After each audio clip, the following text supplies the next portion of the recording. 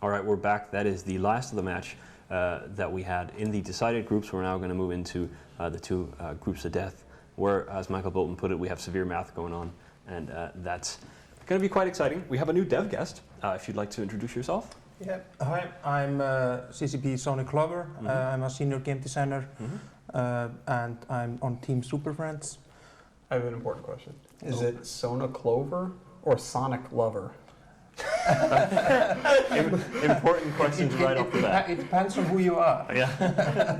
I can be both for you. That makes me feel uncomfortable. It's the former.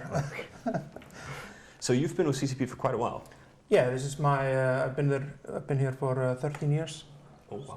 Starting in the summer of '99. And So, did Eve first worked on World of Darkness and now back on Eve? Yeah. That's correct. Cool. So what are if we take some of the really like older stuff you did, Yeah. what are some of the really early features you did that are still in Eve? Well, I was the first game designer on Eve. Well, Yep. I was the first one with that title. Yes. I worked with the co-founders of CCP, Tóti and Reynir, and together we created the original design Bible. Yeah. And and so I was very involved in how Eve was at the very beginning. Yeah. But I was always wearing many hats, and one of them was that I also wrote the original backstory for the game, All right. and all the original chronicles, and I sort of moved for a bit more into that direction. For a while, at the beginning we didn't have any content team, and I sort of started in creating the very first versions of that, getting missions in and stuff like that. Then I moved back to game design and did invention and rigs and salvaging and the other mini professions. And yeah, and that Revelations was my last expansion before I moved over World of to Darkness. yeah. And then you came back and actually did the new modules. Yeah, I did. Yeah. And so we've seen the shield booster. We've seen very extensively used. It's been fairly cool. So when we were talking about it, it's one of those things that have kind of changed the tournament meta at least. Like you have all these setups that used to rely on logistics, and you now kind of have some of them with the shield booster and been tremendous in terms of importance. Yeah, and it's also a massive buff on Tranquility to sort of solo and small gang PvP, which is always good. The ancillary shield booster allows you to roll by yourself and still have a very temporary but very strong tank so that you can actually get a fight instead of just getting instantly blapped. It is important, not Tranquility, but not like it is for the Alliance Tournament. It's a complete paradigm shift for the Alliance Tournament. We actually saw successful teams with no logistics, which is unheard of any year before this. So that's a big deal. And it's been kind of cool. And you've kind of seen like them kicking in with the damage, and then you're getting used to this. You're waiting for it to reload. Right. And they're keeping alive, and you know that there's going to come this breaking point, and that's kind of what you're sitting and watching for, which is kind of, I think, like a cool dramatic moment. And it's like it always makes sense to pick a primary, but there were some times where you would split damage in the past, but there's like it makes no sense to split damage now because both ships will be ASB charging. Yeah. And we saw that in the Goonswarm match. Yeah. Where they were firing on two different targets. Goonswarm were shooting at two different targets. Which won't really punch you through when the reload timer comes. Right. Tests have been using it as well, haven't they? They were using it on at least the first setup, I think. Yep. Well, they were using it on their Slipnears. Yeah. The one match where we had the 4 boundary violations, the other team was just not able to overcome the ASBs on our 3 remaining Slipnears or 4 remaining Slipnears. What about the drone damage module? The drone damage module is actually really cool. It's made a bunch of ships that were previously not very viable, and especially large fleet fights. It's made it very good. Like the Gila is now quite good. Any ship that doesn't use its mids or lows for tank can now fit those and ends up being a very powerful damage boost. So like Gilas have a massive tank and do a ton of damage too with their drones. So we see some people experimenting I've with that. never been a big fan of drone boats. I don't like that you're not in control of your damage. It's easy to mitigate drones. You can blow them up and stuff, but it certainly makes the ships a lot more viable just by making them do more DPS. We saw a few Gilas last weekend. I don't think we've seen any real drone setups today, have we? Not today. Not today. No. We saw some last weekend, and there was the one match against the ECM team where they just dominated, but I think for the most part, drone-based setups haven't done too well in the tournament. Like Goon Swarms. Like Goon Swarms, yeah. I guess the only thing they really counter right now is the heavy ECM setup. Well, they're good for a lot of things. They're just hard. Yeah.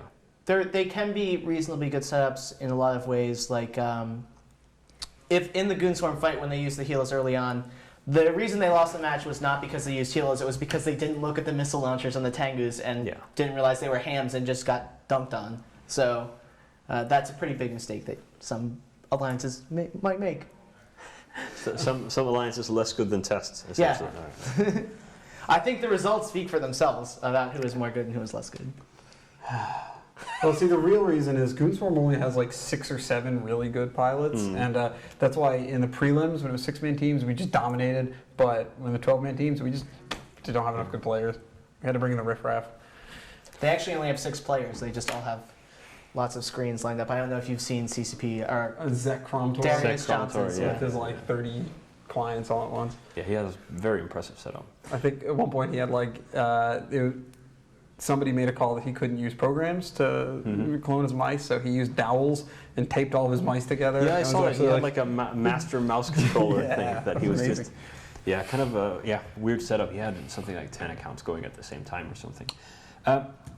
So drones, for the people who, because we've been talking about sentry drones, we've been talking about regular drones, for those who aren't that well versed in PvP, what's the difference between the sentry drones and regular drones?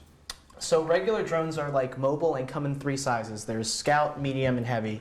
And the scouts are obviously very quick. Those drones both have a micro warp driving phase in which they are significantly faster, and then to do damage they switch to a normal movement phase in which they orbit, and then if the ship is faster than them, it exits and they re-enter MWD and once again begin the same cycle. Sentry drones you just drop and they never move, and you basically dictate where they fire, and they're just like having very small like turrets. So you can spread them out, you can put them in a group, but in order to pick them up or to like recollect them, you either have to drop new drones, you either must abandon them or go back to where they were, pick them up, and put them back in your drone bay. And it can be a real problem in the Alliance environment, because if you're like trying to MWD around, your sentries are sitting there, you get too far away from them, or the enemies kiting around the outskirts of the arena, your DPS completely falls off if your sentries aren't in range. So it's, on paper, it can look like a sentry drone setup does a lot of damage, but in practice, it's really hard to get all that damage on target all the time. And there's also the E-War drones. So most prominently used are the ECM drones, and then actually added in this most recent expansion is one of the new modules where the other 2 sizes, the light and medium of the Stasis Web-of-Fire drones, which we haven't seen yet, but people have been using on TQ. I thought I would see more Web-of-Fire drones in the tournament. We have seen some of it, but it just seems like the ECM drones have been I think the problem is that their strength is just not high enough, that without large numbers, they don't do as slow well. down enough. Yeah. But the ECM drone we see frequently because it's just really good. Broken. But might be a little too good. Yeah. Well, maybe something for later balancing. All right. Well, that's fairly cool. So we got all the cool modules now. What can we expect from Super Friends this winter then? Well, we're gonna wrap up a few stories on the feature that we worked on for the spring, the war declaration system. There were a few things there that we felt we wanted to tie up before we moved on. And apart from that, we are moving into working on a new feature. It's just been going under a number of names. I'll use the name here, service contracts. Treaties has always also been mentioned, but we're gonna probably use service contracts as a name.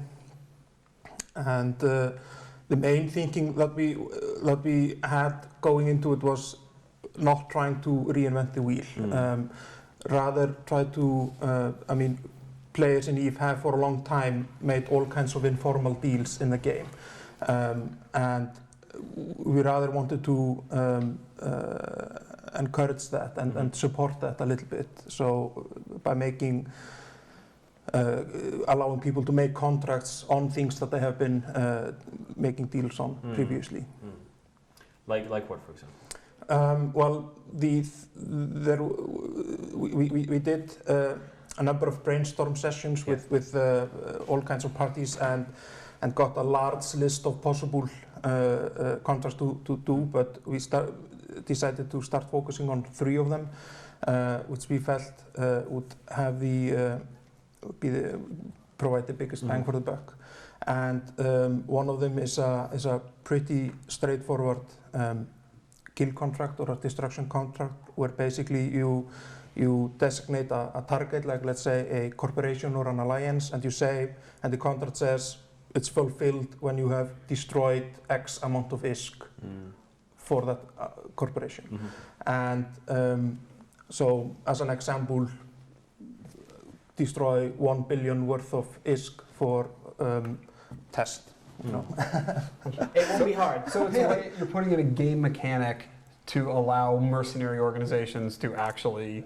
Yeah, I mean they have been making these kinds of deals before in an informal manner, and we just want to sort of support that within the framework of the game, so to speak. So basically, somebody would create that contract, somebody would take it, and once they have destroyed that amount of property, they get the reward, whatever that is. And with the addition that we got last spring with ISK values on ships and player-owned structures, we are able to sort of tap into that. As long as it's not manipulated. As long as it's not manipulated. Yes. LP store. Yes. Yeah. What about standings? Could you do standings in contracts? Yeah, that's one of the other of the 3s is to allow people to fix standings for a set amount of time. There are a lot of sort of bells and whistles that we want to attach to that type of contract.